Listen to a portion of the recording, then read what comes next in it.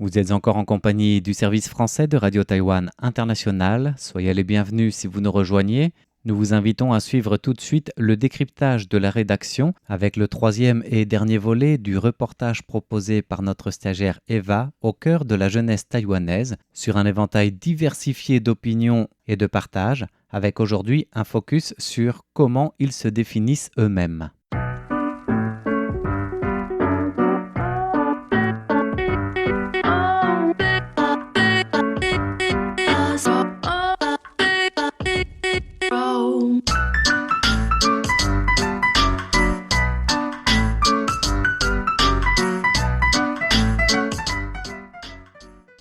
Bonjour à tous et bienvenue dans ce troisième et dernier épisode consacré à la jeunesse taïwanaise. Dans les épisodes précédents, nous avons parlé de leurs aspirations, de leur rapport au travail, mais aussi de leurs inquiétudes face à l'avenir et notamment face à la montée de l'intelligence artificielle. Aujourd'hui, j'aimerais prendre un peu de recul et me poser une question plus large. Qu'est-ce qui différencie réellement la jeunesse taïwanaise du reste du monde? Et qu'est-ce qui la rend unique au final? Négatif. Je pense qu'on est plutôt créatif.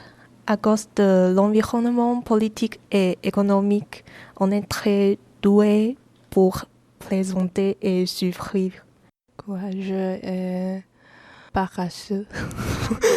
Paresseux.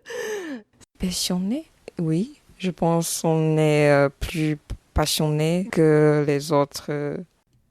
Ces mots peuvent sembler peut-être un peu contradictoires. Certains sont positifs, d'autres beaucoup plus critiques. Mais il montre surtout une chose. La jeunesse taïwanaise est difficile à résumer en une seule étiquette. Le contexte dans lequel elle grandit revient souvent. Pour la jeunesse taïwanaise, c'est un contexte marqué par un avenir parfois incertain, notamment en raison de la situation géopolitique. C'est malheureusement une réalité bien présente qui influence fortement la manière dont les jeunes se projettent dans le futur.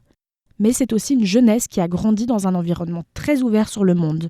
Beaucoup ont notamment reçu une éducation multilingue, encouragée notamment par les politiques linguistiques comme l'objectif de Taïwan bilingue en anglais d'ici 2030.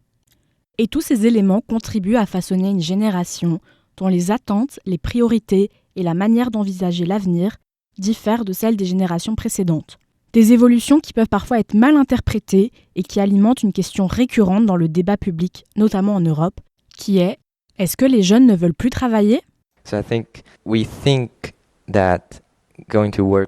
Je pense que nous croyons que travailler ou avoir un emploi nous permet d'améliorer notre vie car c'est une valeur de notre société. C'est pourquoi on va travailler, en espérant atteindre un certain statut ou gagner de l'argent, car c'est comme ça qu'on peut acheter la plupart des choses et qu'on peut vivre. Mais tout ce système est en fait contrôlé par le capitalisme. Je dirais que cela manque un peu de sens, de raison d'être. Et c'est peut-être pour cela que nous ne pensons pas que travailler soit amusant. Et que nous ne voulons pas travailler, même si, en même temps, c'est quelque chose que nous devons faire, vu que tout fonctionne selon ce système.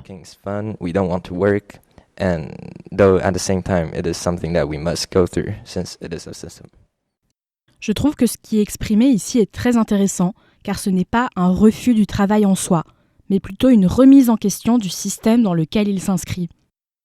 Travailler est souvent présenté comme un passage obligé pour réussir, pour gagner de l'argent, pour atteindre un certain statut social. Mais quand ce modèle devient la seule façon de donner du sens à sa vie, il peut vite perdre sa raison d'être. Ce sentiment de décalage explique peut-être pourquoi certains jeunes ont l'impression de ne plus vouloir travailler. En réalité, ce qu'ils remettent en question, ce n'est pas l'effort ou l'engagement, mais un système dans lequel l'argent prend le pas sur l'épanouissement personnel. Une réflexion qui fait directement écho à ce que nous avions observé dans le premier épisode.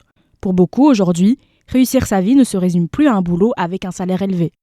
Cette remise en question du modèle du travail ne se limite pas à un contexte particulier.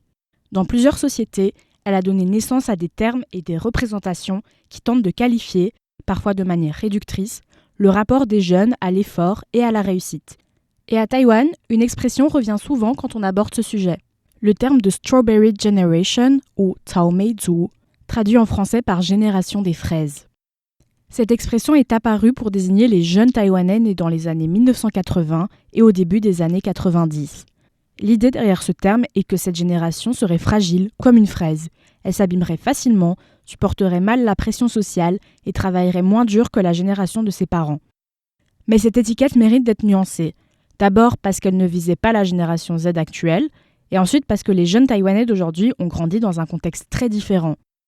En effet, la génération Z à Taïwan fait face à une pression économique bien plus forte. Le prix du logement, des salaires parfois stagnants et une concurrence accrue sur le marché du travail. C'est aussi une génération très politisée, marquée par des événements comme le mouvement des tournesols en 2014, qui a renforcé l'engagement civique et la conscience politique de nombreux jeunes. Et encore une fois, beaucoup ne rejettent pas le travail, mais refusent simplement un modèle qui ne leur permettrait pas de s'épanouir. Une chose est sûre, la jeunesse taïwanaise, ce n'est ni une génération fragile, ni une génération désengagée. C'est une jeunesse en mouvement qui navigue entre plusieurs mondes, plusieurs langues, plusieurs futurs possibles. Une jeunesse qui doute, mais qui observe, qui réfléchit et qui refuse d'avancer les yeux fermés. Et en donnant la parole à ces étudiants, mon objectif n'était pas de dresser un portrait figé de la jeunesse taïwanaise, mais justement de montrer sa complexité, ses questionnements et ses aspirations. Des réflexions qui, au fond, dépassent largement les frontières de Taïwan et résonnent chez beaucoup de jeunes à travers le monde. Et pour finir, j'ai demandé à tous les étudiants que j'ai interrogés quel message ils aimeraient adresser à leur eux du futur. Je vous laisse donc avec ces extraits. Et merci de m'avoir écouté. Bon courage et tu peux le faire. Es-tu devenue l'adulte que tu veux être quand tu étais petite? Quelle que soit la réponse, je sais que tu as travaillé très dur. Et comme ça, tu es déjà incroyable. Et n'oubliez pas que l'avenir est incertain, mais il appartient toujours. Vivre heureusement, comme oui, choisir les choses que tu aimes et ne hésitez pas. Tu dois garder ton cœur d'enfant, rester curieux, rester bienveillant et continue de vivre avec enthousiasme et de traiter les autres avec chaleur. Courage. Et si une opportunité se présente, saisis-la et fais tout ce que tu aimes. On n'a qu'une seule vie. Garde la clarté, reste fidèle à toi-même et avance sans précipitation. Deux chemins s'offraient à moi et là, j'ai suivi celui qu'on ne prenait pas et j'ai compris toute la différence.